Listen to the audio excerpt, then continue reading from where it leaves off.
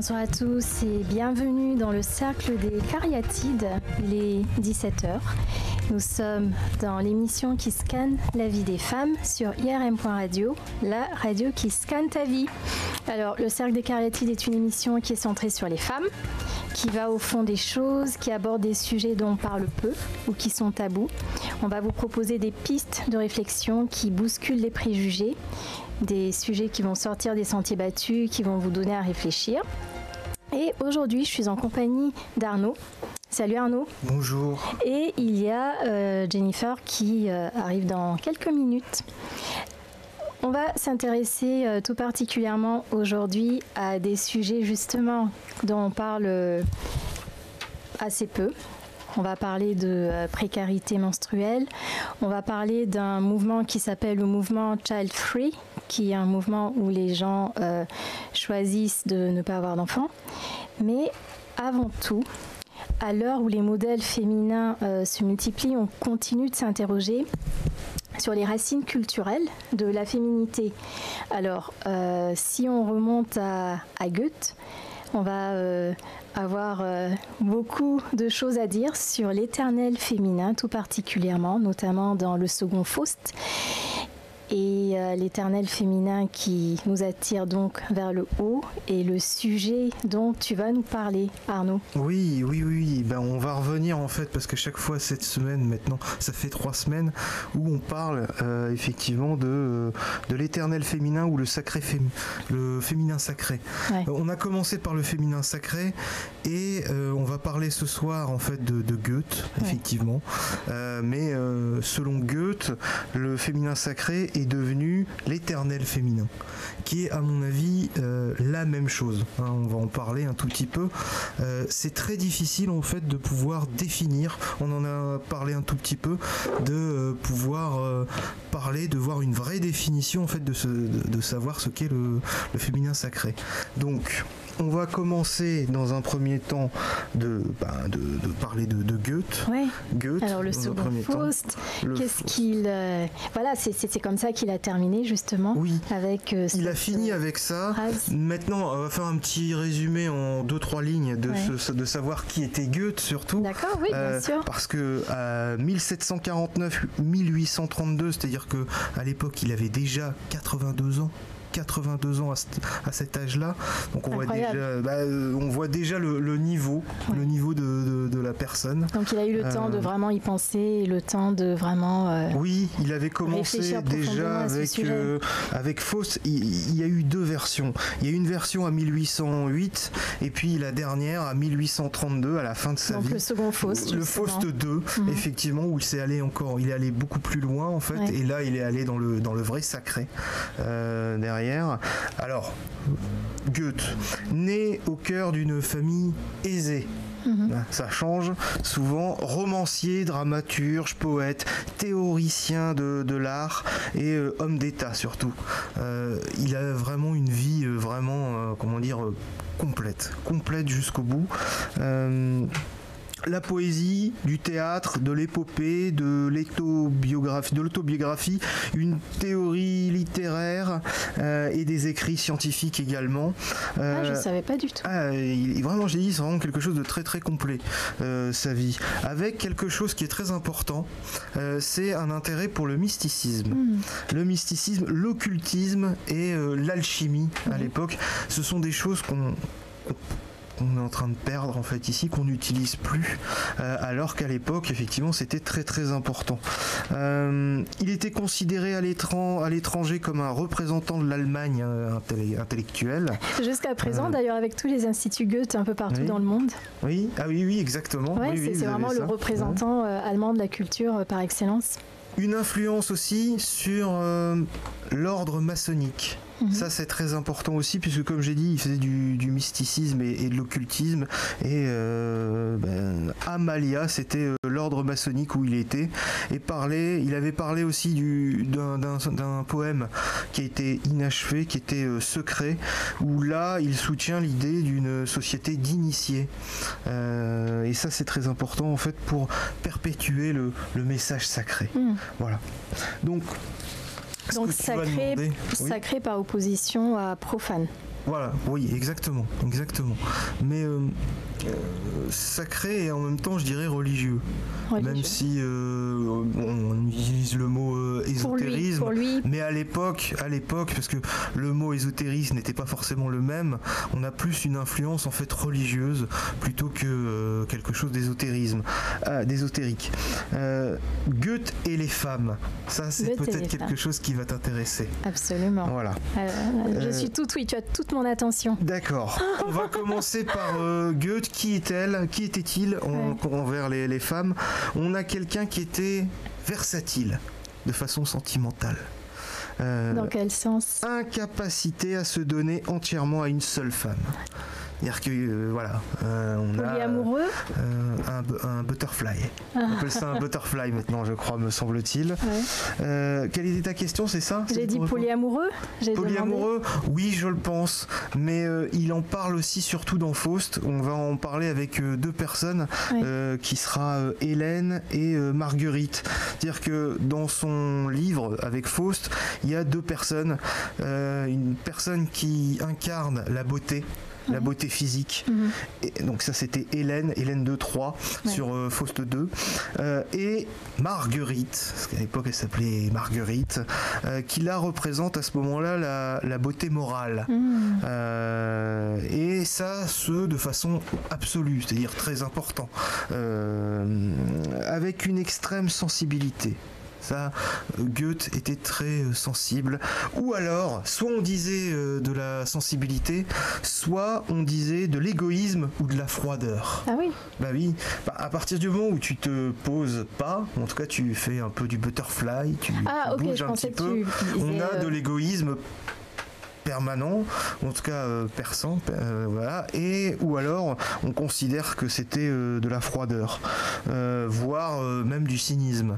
Il y a quelque chose qui est important sur Goethe, une phrase dans Poésie et vérité, c'est vrai que j'ai fait aussi l'amour avec des garçons, mais je leur préférais les filles, car quand elles me lassaient en tant que fille, je pouvais encore m'en servir en tant que garçon. Tu vois, on a aussi un peu de mépris. Tu vois, l'être quand même supérieur un petit peu, etc.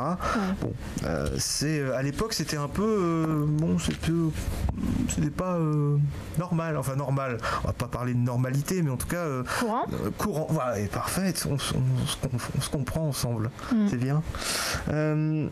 Donc Faust est le titre de deux pièces de théâtre en 1808 et en 1832, j'en ai parlé.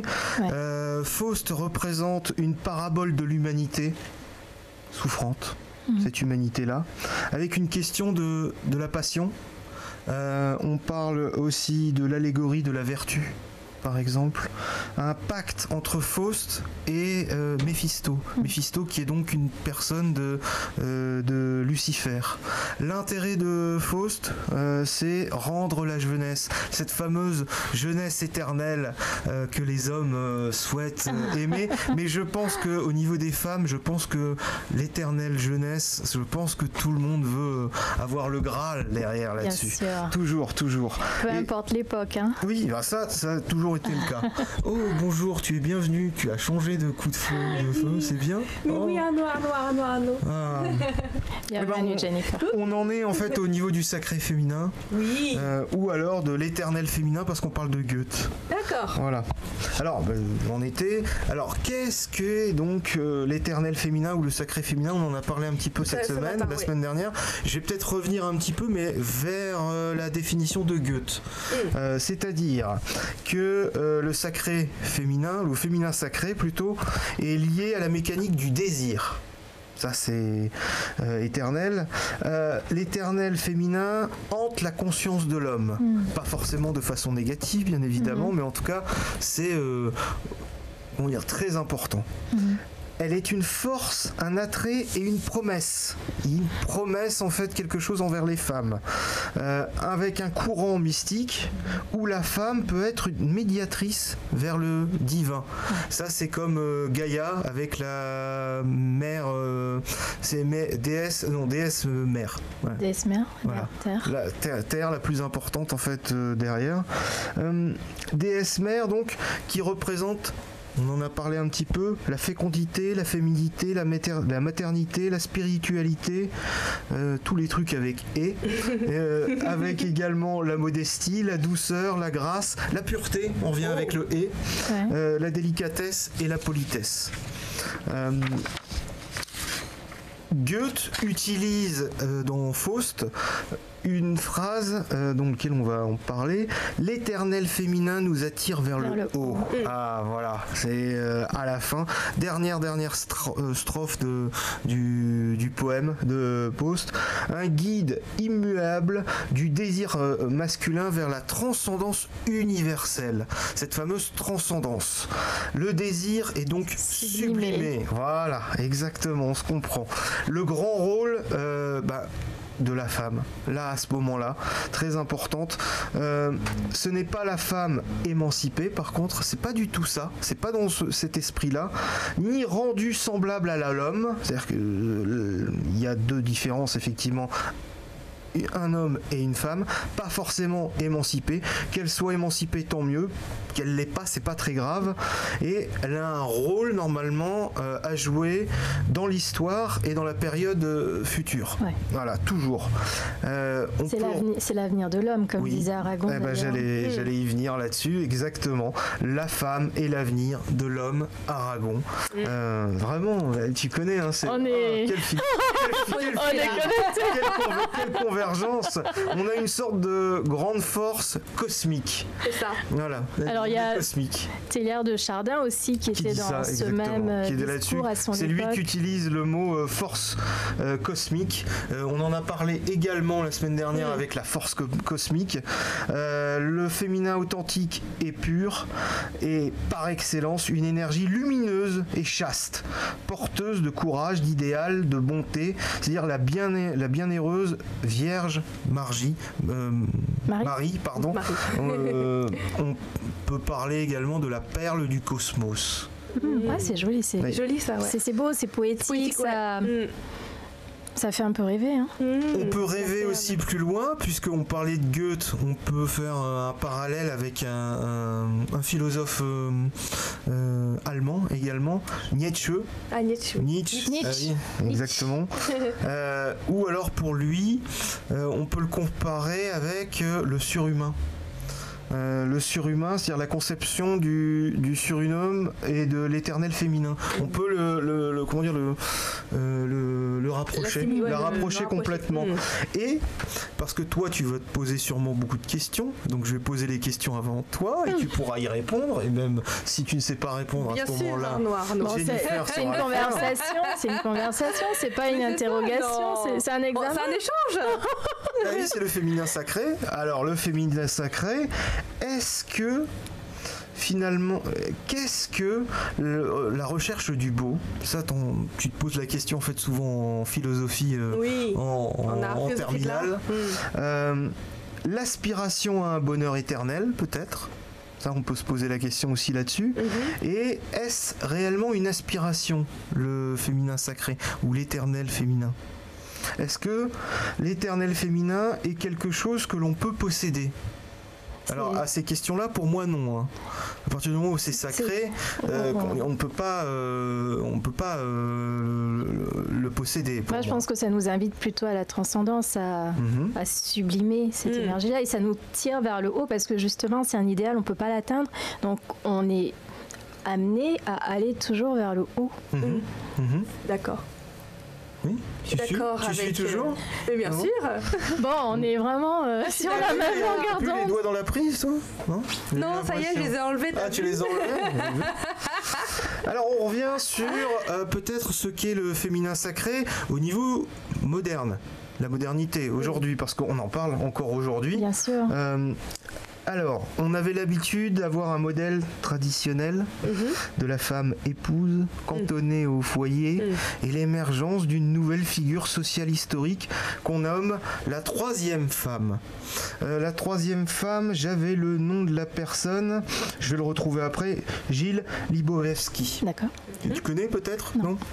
Qui a parlé beaucoup du féminin sacré, où si on résume tout au début, quand j'entends à la côté primordial, la femme était de façon dépréciée. Voilà, on peut être d'accord là-dessus. Ensuite, on a eu une deuxième étape qui est le côté exalté.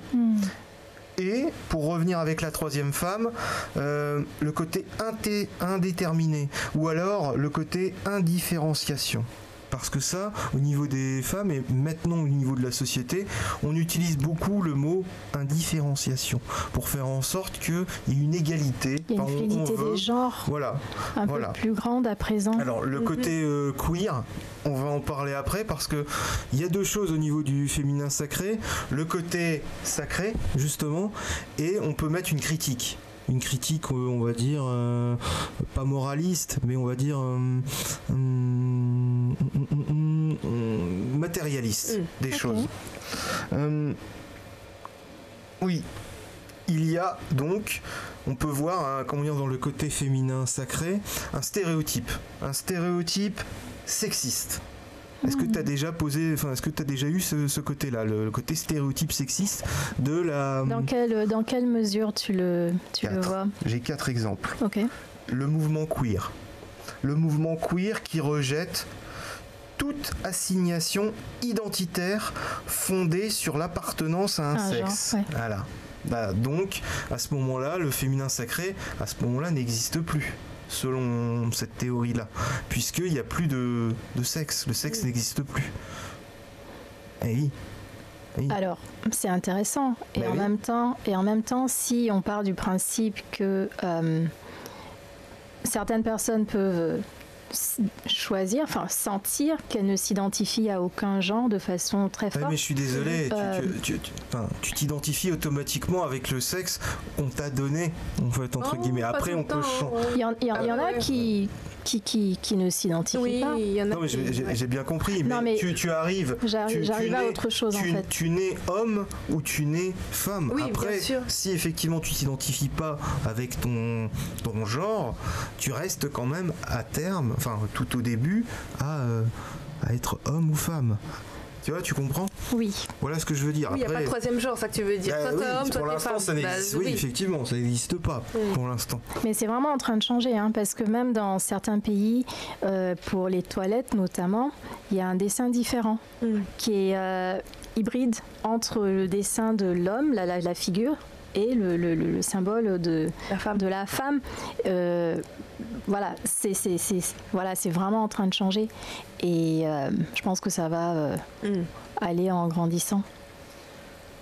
Il y a aussi, après le côté queer, l'ambivalence de l'image féminine. Je m'entends. Je vais expliquer. Explique-nous. Il y a, le féminin sacré, peut englober les traits de la courtisane. Bon, ça, à la limite, le côté courtisane, en général, ça pose pas de souci. Mais ça peut aussi être la prostituée. Oui, donc là, tu parles vraiment d'archétype. Oui, d'archétype, exactement. Alors, désolé d'utiliser le mot prostituée, mais... c'est pas un mot vulgaire. Bah oui. Pas forcément, effectivement. C'est pas un gros mot. On peut utiliser Jennifer, tu es une créature. Bien sûr, une créature. Je parle, je bois, je mange. Exactement.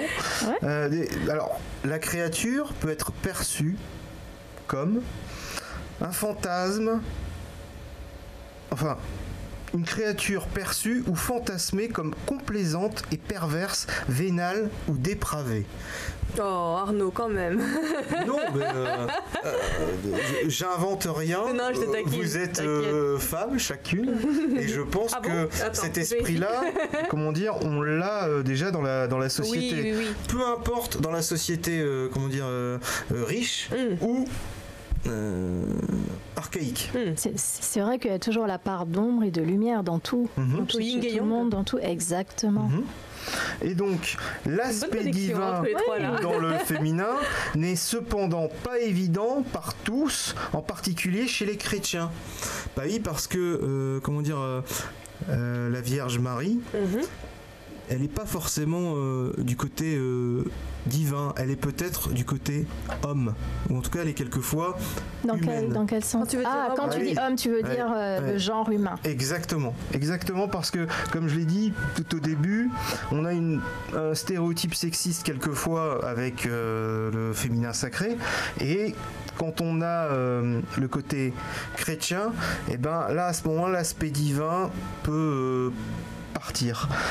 On a pour la dernière exemple le psychanalyste Jacques Lacan, qui avait parlé également de Freud, notamment le complexe de castration. Est-ce que tu sais ce que c'est le complexe de castration? Ce sont les hommes qui se sentent moins... Ah non, c'est pas les hommes, c'est les femmes. C'est les femmes justement. Comment dire explique-moi. Freud utilise... Ce sont des femmes qui font que des hommes autour d'elles se sentent moins hommes? Non. Bon. Alors c'est un peu de choses près ça. C'est, selon Freud... Ouais. La femme a un complexe de castration, c'est-à-dire que le fait de ne pas avoir de pénis fait que elle ne se sent pas forcément complète, exactement, à cause de ce manque de pénis. Alors, je vais aller plus loin. Elle peut même, brièvement aussi. C'est tellement intéressant, on peut en parler pendant des heures. Longueur, c'est ça. On peut se poser la question si elle en souffre, notamment pour le pouvoir. Par exemple, le pouvoir et la femme, on peut en parler souvent par le complexe de la castration. J'ai pas le temps, mais on pourrait faire une différence entre la féminité et la fémélité. Féminité et femelle, ouais. Exactement. Où là la féminité c'est un animal appartenant au sexe apte à produire des ovules, tandis que la féminité c'est un ensemble de caractères anatomiques. Oui, bien, tu suis. Je suis, bien sûr, heureusement. On suit toutes. Et on t'écoute, je termine là-dessus puisque j'ai 2 questions. On finit par des questions. Est-ce que le féminin sacré, en tout cas ce concept, est-ce que finalement c'est réservé encore une fois aux privilégiés? C'est la question qu'on peut avoir. Et est-ce que le féminin sacré, cette tendance est-ce qu'elle libère vraiment les femmes? Donc c'est vraiment une piste que tu nous offres. C'est une piste pour continuer la réflexion. Oui, vraiment. À la maison. Vraiment. Est-ce que le fait de parler de féminin sacré fait que vous avez envie véritablement de vous libérer, plutôt que de parler de quelque chose en fait qui est très archaïque, très loin, où on n'a pas véritablement de pistes, puisqu'on cherche beaucoup. Voilà, ça c'est des pistes de réflexion, et on continue peut-être encore la semaine prochaine, encore avec le féminin sacré. Sont des pistes avec d'autres auteurs. Ce sont des pistes très intéressantes, ce sont des questions pertinentes. Alors je vous invite à continuer à réfléchir chez vous. Nous, on va certainement continuer la conversation également. On va avoir besoin de consacrer encore plus de temps à ce sujet qui est tellement riche et qui est vraiment la racine culturelle et naturelle de la féminité, du féminin sacré dont on parle régulièrement ces temps-ci. Alors, quand on parle de femme, quand on entend le mot femme, on pense souvent à, tu l'as mentionné justement, à la procréation. Cependant, certaines femmes, certains hommes non plus, ne ressentent pas ce désir de procréer, d'avoir des enfants. Alors Jennifer, ce mouvement Child Free, qu'est-ce que c'est? Alors ce mouvement Child Free ou No Kids, voilà, est né aux États-Unis en 1970. Moi je pensais que c'était récent, mais non. C'est depuis 1970 que... c'est récent, en 40 ans. Enfin récent on va dire en Europe, mais aux États-Unis tu vois, ça existait déjà, oui. Et en France, il y a 5% de femmes qui suivent ce mouvement, mais les 5% de femmes qui osent s'affirmer en tant que femmes qui ne souhaitent pas... Exactement. Voilà. On n'a pas comptabilisé les femmes qui n'osent pas le dire ou qui sont encore timides ou trop réservées pour pouvoir s'affirmer. Ouais. Alors ce 5%, c'est selon l'Institut national d'études démographiques, que je le sorte pour préciser. Voilà. La France, c'est le pays le plus fécond d'Europe. C'est nous qui avons le taux de natalité le plus haut dans tous les pays. Oui, ah bon dans tous les pays d'Europe. Je m'attendais à ce que ça soit un pays méditerranéen comme l'Italie, enfin je sais pas pourquoi. Mais non, c'est la France qui est un des pays... Pourtant on devrait faire plus d'enfants, me semble-t-il. Bah oui, mais on est un pays qui se porte très bien au niveau natalité. Super. Et c'est un mouvement qui a commencé à viser les pays développés, pays d'Europe évidemment, États-Unis, mais qui commence à aussi viser les pays en voie de développement comme l'Inde. Ah oui. Comme l'Inde commence à être surpeuplée, il y a beaucoup de femmes indiennes d'elles-mêmes. Choisissent. Exactement, oui. Exactement, beaucoup de femmes indiennes d'elles-mêmes qui se disent on est trop surpeuplé, il y a plein d'enfants à adopter dans les orphelinats, pourquoi je ferai un enfant? Alors que je peux aider un enfant en difficulté qui en a le plus besoin, ou une petite fille qui risque de risquer sa vie ou de se faire tuer parce que c'est une fille. Donc en Inde déjà commence un mouvement de femmes. C'est surtout Donc c'est vraiment réfléchi. Oui, c'est réfléchi. C'est très conscient. Oui, il y a plusieurs causes de cela, mais bon là comme je parle de l'Inde, voilà, c'est cette cause-là, le fait que ça soit surpeuplé. Comment on va faire pour nourrir cette population plus tard? Va-t-il rester assez de légumes, de vivres pour pouvoir nourrir cette population? Est-ce que mon enfant a un avenir également? Est-ce qu'il a un avenir? Donc tout ça préoccupe. Donc il y a aussi un peu de peur parfois de la peur pour l'avenir de ces enfants-là. Exactement, de la crainte. Et il y a aussi, je reviens pour les pays pour les pays développés tels que la France, enfin les pays d'Europe et les États-Unis, il y a aussi la peur de l'accouchement qui joue. Il y a des femmes qui ont peur de la grossesse, de l'accouchement et de l'après-accouchement, c'est-à-dire tout ce qui est douleur.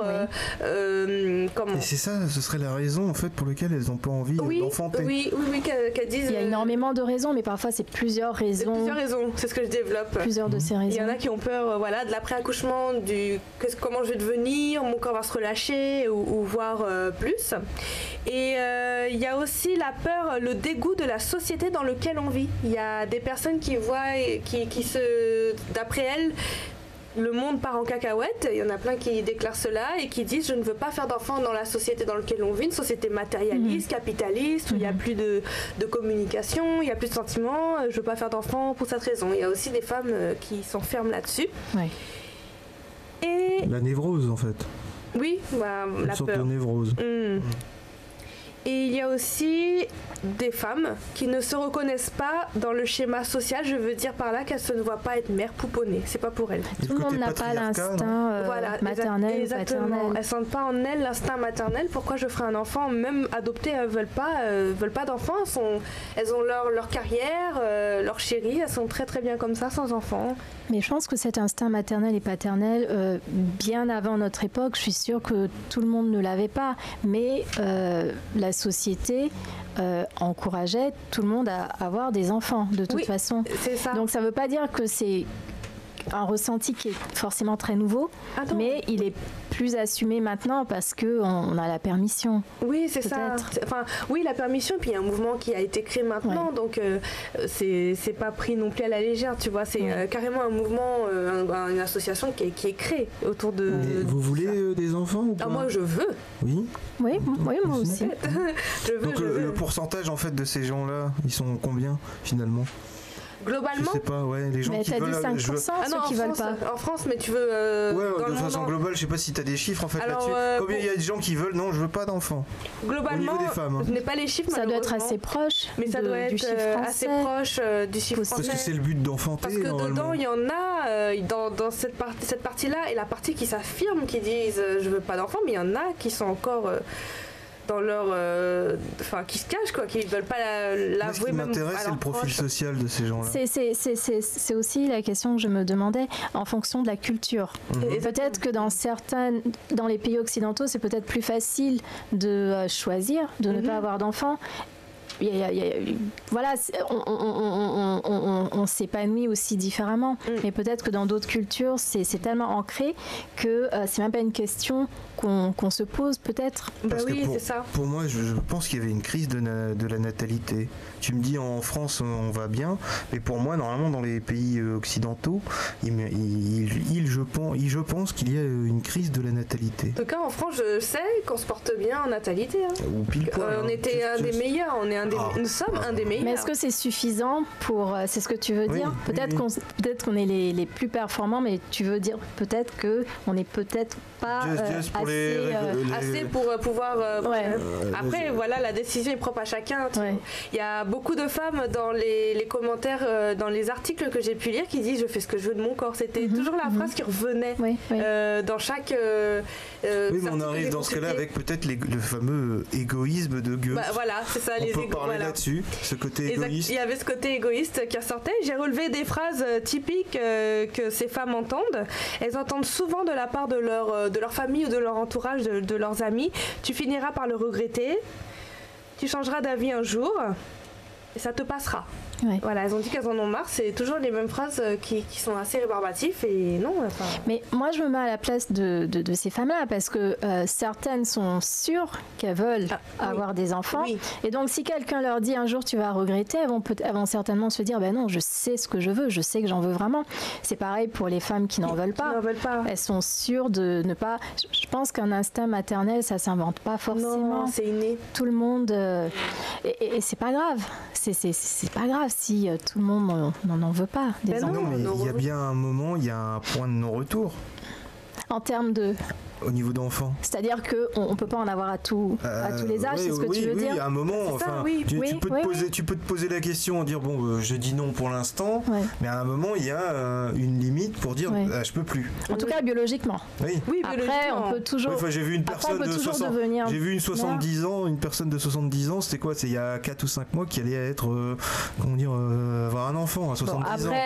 Après, la médecine fait beaucoup de choses, mais après, il y a aussi tellement de... Voilà, donc de choses éthiques. Est-ce qu'à 40 ans, est-ce que tu veux avoir un enfant alors que tu n'en as pas eu avant? Après, 50, si ta santé te le permet, tu fumes pas, tu bois pas, tu fais du sport, tu t'entretiens, je ne vois pas d'inconvénient, tu vois. Parce que même maintenant, tu peux faire congeler tes ovules. Et donc, ça y est, vous avez la possibilité d'avoir des enfants sans père. Bah si.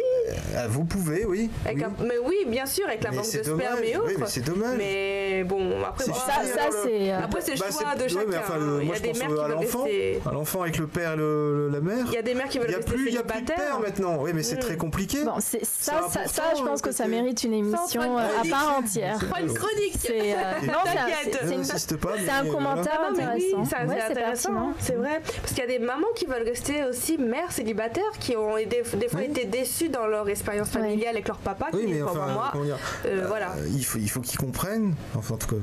Oui, qu'il y a un papa et qu'il y a une maman. Non mais en tout cas que si ces femmes en fait vont sans les pères, il y aura une carence énorme en fait au niveau du rôle du père. Voilà. Oui, bien sûr, je comprends. Voilà, c'est tout ce que alors pour ce qui est de ce choix, pour ce qui est de ce choix de ne pas avoir d'enfants, parfois c'est aussi des raisons médicales. Si par exemple il y a un état médical préexistant qui est connu, que les gens ne veulent pas transmettre, ils peuvent aussi choisir de ne pas avoir d'enfants pour ces raisons-là. Ou s'ils savent à l'avance qu'il y aura des complications parce que leur état leur permettrait difficilement de mener une grossesse à terme en toute sécurité, c'est aussi une raison, bien sûr. Donc là, tu penses à l'adoption. C'est plus... Comment? Tu penses à l'adoption alors dans ce cas-là? Oui, mais il y en a, oui, mais peut-être même que ça va. Il y en a pour qui avoir un enfant, c'est avoir un enfant biologique. Tout le monde n'a pas envie d'adopter. C'est vrai. Il y en a qui le veulent, mais il y en a qui ne veulent pas. Donc, qui se disent, si je ne peux pas avoir d'enfant biologique, peut-être qu'ils ne voudront pas continuer cette démarche. Mais je voulais simplement dire que parfois, il y a vraiment des inquiétudes quant aux maladies héréditaires ou génétiques qui pourraient frapper l'enfant. Ou même, des grossesses qui pourraient être difficiles. Grossesses à risque, oui. Voilà, qui sont déjà... C'est divers et varié les raisons pour lesquelles ces femmes ne veulent pas faire d'enfants. Vas-y. Non, dis-moi. Non, et puis il y en a qui pensent aussi à l'impact que ça aurait sur leur couple. Oui, ça change la dynamique. Oui. Ça devient d'un couple qui se voit comme des amants. Ça se transforme en un couple qui devient voilà, par an. Et si vraiment il n'y a pas un travail conscient qui est fait, ça peut très vite rester comme ça par an, rôle de parent, et après ça peut tuer la libido, ça peut tuer l'attraction physique, enfin l'attirance physique. Ça peut faire peur à certaines personnes. Également, aussi. J'imagine, bon. Il y a tellement mais j'ai trouvé tellement de raisons. Je pensais, moi, au début, c'était juste par rapport à la vision de la société, tu vois, dans le monde dans lequel on vit, assez capitaliste et autres. Bon, mais quand j'ai fait mes recherches, tout ce que tu dis, même ça, j'ai vu, j'ai dit, waouh. Tout ça pour justifier la raison pour laquelle je ne veux pas d'enfant, quoi, tu vois. Alors après, chacun son choix. Tu veux qu'on t'aide ? Non merci, ça va, je pense que j'ai le matériel nécessaire. Ah. T'es d'humeur taquine. Bah oui, j'essaye. C'est Arnaud, je t'expliquerai pourquoi. Donc voilà, et on est en 2020, je me demande comment ça va encore évoluer ce mouvement. Déjà en 70, voilà, je pensais que c'était un mouvement récent, tu vois, mais non, c'est depuis quand même longtemps. Mais ça correspond parfaitement en fait à l'émancipation des femmes, 1970. C'est marrant, et à ce moment-là, on n'avait plus envie de faire d'enfants. Ouais. Mais en fait, c'est un peu comme maintenant, avec MeToo, la parole qui se libère, il y a des choses qui sortent, qui ont été enfouies depuis très longtemps, que les gens osent maintenant affirmer. Je pense qu'à chaque époque, il y a vraiment une libération qui s'opère dans différents domaines. Donc à ce moment-là, c'était vraiment se réapproprier son corps et puis choisir vraiment cette force qui est le choix, qui devient plus ça devient plus important depuis cette époque-là. Oui. Alors moi je suis sûre qu'il y a c'est sûr qu'il y a plein de raisons, mais moi, ça m'intéresse énormément de comprendre d'où viennent ces choix. Je pense aussi qu'il y en a pour qui l'enfance a été tellement difficile, tellement traumatisante même, qui se dit je veux pas revivre ça. Et porter ces schémas en moi. Et même avec ma meilleure volonté, être incapable d'être le genre de parent que je souhaiterais et reproduire des modèles qui m'ont été montrés. C'est ça également, oui. Les traumatismes que certaines femmes ont pu avoir pendant l'enfance. Ouais. Et même hommes, parce que pour moi, mais ils sont un peu cette conversation, j'ai l'impression, tu crois, j'ai l'impression que ça peut vraiment s'appliquer aux hommes aussi. Moi, je sais pas, je suis sûre qu'il y a des hommes aussi qui ne veulent pas d'enfants. Oui, ça existe. C'est pas, je suis sûre, je sais. Ils existent. C'est vraiment les deux. Je sais pas pourquoi ils sont plus discrets, les messieurs. On parle toujours des femmes. Dans tous les articles que j'ai trouvés, c'est la femme. T'as les statistiques non plus, non, t'as pas. T'as pas les statistiques pour les hommes, pour les messieurs qui veulent absolument pas. C'est ça, j'ai pas trouvé. J'ai trouvé beaucoup d'articles sur des femmes. Les femmes, les mouvements féminins sur les femmes qui s'affirment, qui veulent pas être comme elles disent, des poules pondeuses. Mais les hommes, j'ai pas trouvé beaucoup de. J'ai pas trouvé, voire pas du tout. Mais sinon, j'aurais dû taper homme, homme, pas d'enfant, ou j'aurais dû taper. En tout cas, les associations, les groupes qui se rencontrent. C'est parfois des couples, c'est parfois. Je pense que c'est pas forcément genré, quoi. C'est ça. Pas toujours, en tout cas. Après, c'est vrai que pour les hommes, les raisons, mis à part l'accouchement, mis à part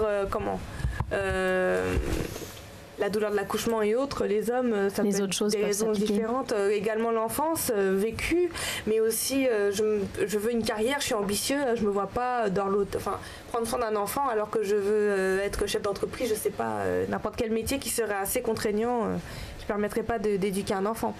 Il y a plusieurs également choses possibles. Formidable. Alors c'est un sujet passionnant, je suis sûre qu'on peut encore continuer à en parler pendant longtemps parce que les raisons, même pendant que je te dis ça, il y a encore plein de raisons qui me viennent à l'esprit. Je suis sûre que c'est clair. Si on reste assis là, on peut vraiment en évoquer plein. C'est clair. Après, ceux qui ont mal là-dedans, ce sont les grands-parents, quoi. Les enfants, vont pas leur donner des petits-enfants, et puis mamie, papy voit pas le nom de famille, si c'est un garçon perduré, quoi. Donc c'est aussi, il y a plein de raisons, il y a plein de choses à dire là-dessus, franchement. Là, si on continue, on va finir à 20h là. Ouais.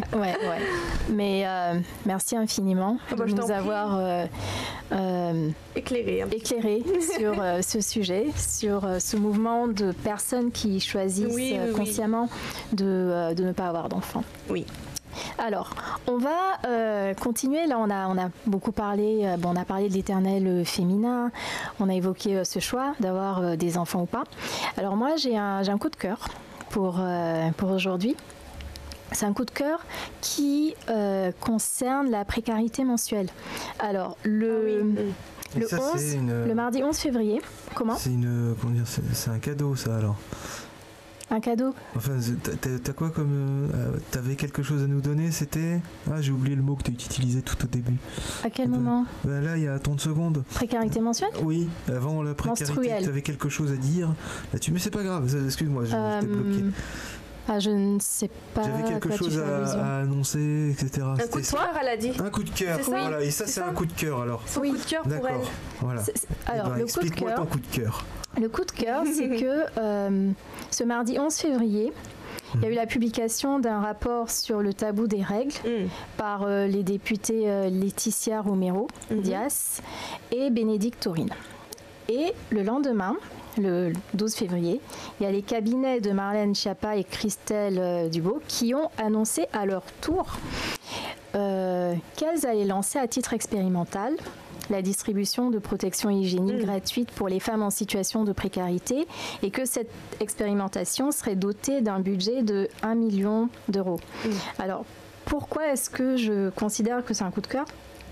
Parce que en termes de chiffres, juste pour que vous ayez déjà une idée, c'est que rien qu'en France, la précarité menstruelle touche environ 1,7 million de femmes.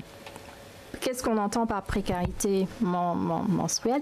C'est la difficulté qu'auraient certaines femmes ou carrément le manque d'accès à des protections hygiéniques. Pourquoi ? Pour des raisons économiques, parce qu'elles n'auraient pas assez d'argent ou parce qu'elles n'auraient pas forcément accès à des informations. Dans certains endroits, il n'y a pas forcément... Familiale, enfin, tous ces oui, non, ils n'ont ou pas même... accès à cela, quoi. Oui, voilà, c'est pas forcément quelque chose de facile à trouver. Et puis il y a l'eau aussi. Il y a aussi l'eau. L'accès à l'eau, notamment. Ah, l'accès, oui. Oui. Alors, comment est-ce que pourquoi est-ce qu'on considère que c'est un pas intéressant, énorme, qu'il y ait cet accès-là qui soit facilité ? Parce qu'il y a vraiment un impact pour des femmes qui n'auraient pas accès à des protections hygiéniques, peu importe l'âge, mais surtout à un jeune âge. Par exemple, pour la Fédération internationale de gynécologie et d'obstétrique, ce qu'on nous dit, c'est que la précarité menstruelle a pour conséquence une diminution des opportunités offertes aux filles et aux femmes à travers le monde. Il y a par exemple des jeunes filles qui ne vont pas à l'école pendant leur menstruation parce qu'elles n'ont pas de protection.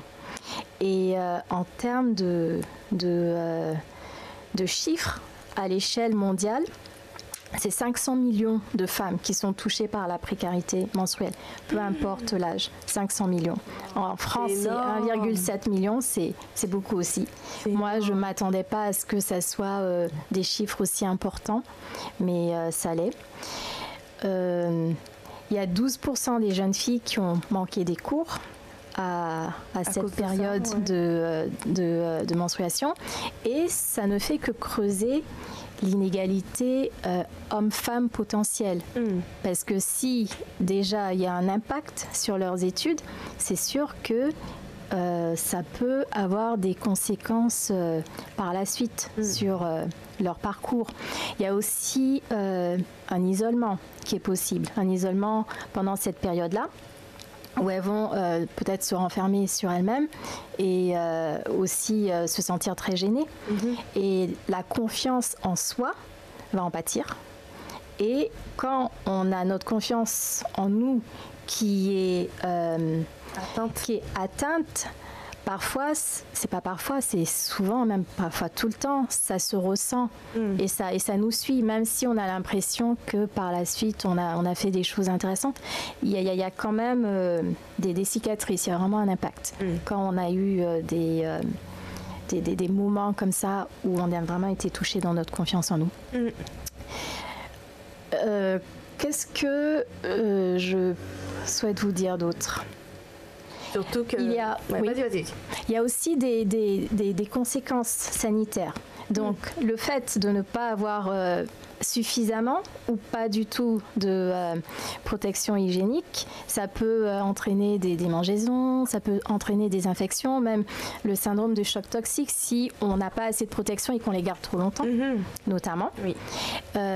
Certaines vont bricoler des protections avec ce qu'elles ont sous la main et ça va pas forcément être très efficace ni très bon pour leur santé. Est-ce qu'il y a une campagne de pédagogie quelque part aussi? Alors, il y a des associations, notamment Règles élémentaires, qui organisent des points de collecte et qui font aussi de la sensibilisation. Et les points de collecte permettent à des gens de donner. Il y a aussi des partenariats avec des grandes marques de protection hygiénique qui permettent de redistribuer à travers d'autres groupes comme la Croix-Rouge ou bien le Secours populaire à des personnes qui en auraient besoin. Alors, cette expérimentation qui va commencer dès 2020, ce qui est prévu, c'est que il y ait des points de distribution, des distributeurs dans plusieurs lieux publics à travers la France, auxquels les femmes sans domicile fixe notamment pourraient facilement avoir accès à l'aide de cartes prépayées. D'accord. Et il y a en fait des protections qui sont réutilisables, mais ce ne sont pas notamment les cups ou même des serviettes qui sont lavables, mais ce ne sont pas des solutions adaptées pour des personnes qui n'auraient pas de domicile fixe. Ou pas de point d'eau. Ou pas de point d'eau, exactement. Ou même pour les cups. Dans tous les cas, tout ce qu'on a en ce moment ne serait pas adapté comme solution. Il y a également des recommandations qui ont été faites dans ces rapports-là, qui sont sortis il y a quelques jours. Donc. Alors, déjà, les deux secrétaires d'État, qui sont Marlène Schiappa et Christelle Dubos, ont proposé que 47 recommandations, mais je vais juste vous en donner quelques-unes. Alors, elles ont proposé que le manque d'informations soit quelque chose qui devienne une priorité. Donc, qu'il y ait plus d'informations, notamment en matière de précarité menstruelle dans les collèges. Elle propose également des informations claires et précises qui seraient fournies par les industriels au sujet de l'utilisation de certaines de ces protections et aussi au sujet des risques réels de choc toxique que ces protections peuvent provoquer. Parce que c'est une information vraiment très importante. Il ne faut pas prendre de risques, il ne faut pas les garder trop longtemps, pas plus. Même 4 heures, certains disent. Oui, ça dépend du flux. Ça dépend, voilà. Mais ça se garde pas. Mais c'est vraiment important d'être informé. C'est aussi important que les filles et les femmes aient des connaissances suffisantes sur ce sujet. Donc, toute la diversité des produits qui sont disponibles. Il y a aussi des informations nécessaires sur le cycle menstruel qui doivent être abordées dès la classe de 6e parce que ce qui est proposé par les secrétaires d'État, c'est la création d'un site internet public pour donner des informations qui soient ludiques et accessibles parce que c'est courant que des jeunes filles aient leurs premières règles dès la classe de CM2 alors que souvent on ne leur en parle qu'en classe de 4e. C'est vrai. Et aussi, c'est bien d'informer les garçons parce qu'ils deviendront pères un jour et ils auront peut-être des questions. de leurs filles, auxquelles ils ne seront pas forcément préparés pour répondre. Donc, c'est clair. Voilà. Donc ce sont des recommandations qui ont été proposées. Et dans certains pays, notamment en Écosse, déjà depuis 2018, les protections hygiéniques sont gratuites dans les collèges et dans les universités. Et les personnes qui sont vraiment le plus touchées par la précarité menstruelle moi, je pensais surtout aux femmes sans abri, mais ce n'est pas forcément que ces femmes-là. Il y a également les étudiantes qui n'ont pas forcément un grand budget en général, ou des femmes qui ont des petits salaires, ou même les femmes incarcérées. Donc, il y a vraiment plusieurs groupes qui sont touchés. C'est un grand pas. C'est un grand pas. C'est bien d'en parler, de sensibiliser les gens et... je pense que pour l'inégalité homme-femme, ça va permettre de réduire déjà le gap en ayant ça qui serait réglé. Et ce que tu as dit tout à l'heure concernant les interventions dans les classes de 6e, ça serait une grande chose parce que moi, je me souviens quand j'étais au collège, quand on avait une dame du panier familial qui s'était déplacée, j'étais qu'en 3e quoi. Ah oui. Je me souviens. Et je pense que moi aussi. 3e, elle venait nous parler de tout ça et il y a même des filles de ma classe qui disaient mais on sait. Enfin, c'est vrai que c'est intéressant d'en parler depuis le CM2 parce qu'il y en a qui ont leurs règles, qui voient leurs règles précocement. Et qui ne sont pas préparés forcément. Pas préparés, qui s'affolent et voilà, d'où ça sort, enfin c'est normal. Hein. Et ça permet aussi d'avoir les informations et aussi de ne pas faire de ce sujet un sujet tabou. Parce qu'une des raisons pour lesquelles cette précarité est encore présente, c'est que c'est un sujet qui n'a pas été, qui n'a pas été compris. On n'a pas vraiment réalisé l'étendue du mal que ça pouvait faire, parce que les femmes n'osaient pas en parler. Il y avait quand même un peu de gêne. Oui, quand même nous-mêmes, enfin, tout le monde a connu le sac à main, le sac à dos pour aller aux toilettes. Oui, ça reste un sujet tabou. Vous me faites penser à un film, Carrie au bal du diable. Je sais pas si vous avez vu le film. Ça me parle, tout au début du film, c'est là où ses premières. On lui lance des serviettes hygiéniques. Voilà, exactement, parce que c'est la première fois où elle en. Comment dire là ça. Et le film Carrie, film d'horreur. Non, j'ai pas vu, mais elle s'est bizoutée par ses camarades parce qu'elle a ses règles et les filles, sont méchantes entre elles dans la série et dans le film. Il lui balance des serviettes hygiéniques. Parce qu'elle en avait jamais vu, et elle savait pas, etc. Et sa maman, elle savait pas, et sa maman, elle est obsédée par la Vierge Marie, par la religion. La religion est très importante en fait pour la maman. Et donc du coup, elle a jamais été sensibilisée en fait là-dessus. Et donc tout le monde se moque d'elle. C'est surtout ça. C'est ça. Et la maman lui dit ça y est, tu es avec le diable, tu as du sang. Et alors au lieu de lui dire t'as tes règles, c'est normal. Ah ouais. Oh là là, elle a dû être affolée. Elle a été culpabilisée en fait dès le début. Il y a beaucoup de filles qui pensent qu'elles sont malades ou qu'il y a quelque chose si on te dit pas. qui cloche si elles sont pas informées. Bah oui. Et surtout même dans les pays en voie de développement, il y a beaucoup encore des croyances même stupides, machistes envers les règles. Faut pas toucher une femme qui a ses règles, faut pas qu'elle fasse sa cuisine. La pureté, oui, à ça. Il faut qu'elle reste enfermée dans une hutte à part avec sa mère pour pas qu'elle soit en contact de nous. J'avais même vu des reportages en Inde. C'est en Inde où il dit il y a 2 jours une fille qui a ses règles m'a touchée, à cause d'elle j'ai raté mon c'est examen. pas vrai. Oui, j'ai vu ça sur Facebook, les vidéos des fois qui défilent et il parlait justement de ce fléau du fait de croire qu'une femme qui a ses règles il y a des vaches sacrées aussi. Ah ouais, mais c'est pas des vaches là, c'est des femmes.